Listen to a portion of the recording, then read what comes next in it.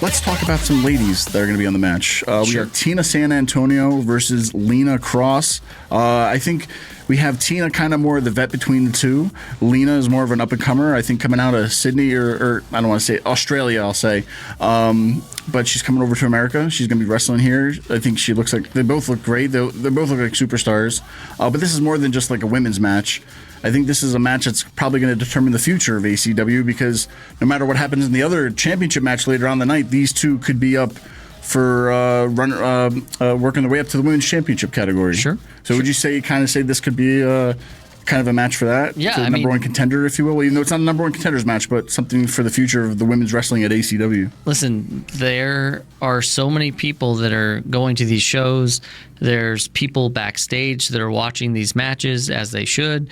There are people that have their eyes on who the next star is. Again, going back to, we've all been in an indie show one day and saw a wrestler, and then 6 months later they're on TV. And I think that with Tina San Antonio and Lena Kross, like, you have two people that at any moment they're ready. Yep. And obviously, I was surprised looking up Lena, and she's huge. They call her the Phenom. She's 6 foot, and we all know that you can't teach that, right? Right. So I'm looking forward to this just because every match has the option to be the match of the night. Yeah. We just talked about that. So this match will show and cement potentially a number one contender, perhaps. Yeah. And we saw Tina San Antonio at the last match. Yeah, the six-pack challenge. She was part of that, yeah.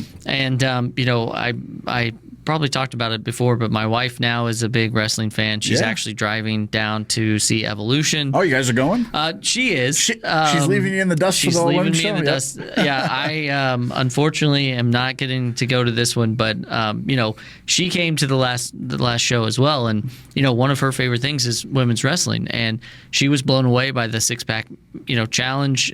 She's a big fan of women's wrestling in general, and I think that this is probably one of those matches that it's going to have her talking, and I hope that whatever happens, that this isn't the end, that we see more of both of them, because I think there's a huge upside to both of them. No, 100%. And that's the thing. I think we've became friends in this area by going to wrestling shows. That's the truth, right? Yep. So we've met each other going to wrestling shows, became friends going and seeing each other all the time at wrestling shows.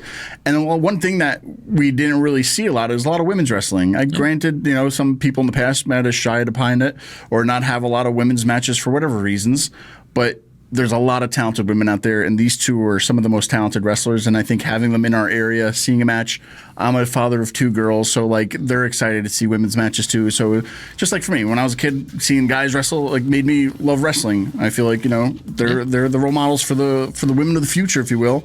So seeing a lot more women's matches, I think, is definitely what's needed, and it's about time. Yeah. So we'll see what happens. These two could be the future ACW Women's Champion down the line. We never know. We'll see what happens.